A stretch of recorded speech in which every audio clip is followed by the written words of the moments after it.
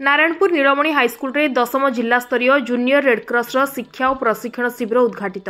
गजपति जिला रायगढ़ ब्लॉक नारायणपुर नीलमणि हाईस्कल रे आज मंगलवार दिन 11टा बेले 10म जिला स्तरीय जूनियर रेडक्रॉस शिक्षा और प्रशिक्षण शिविर अनुष्ठित हो जाइछि।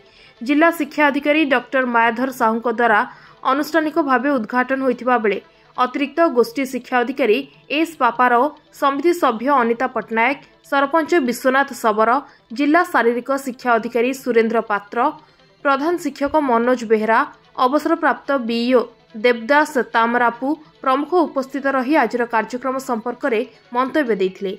यह शिविरटी आज चलित मास 27 तारिख जाए चलवाकू थिबा बेले एथिरे 250 जन छात्र छात्री प्रशिक्षण नेबा नै व्यवस्था करा जायछि।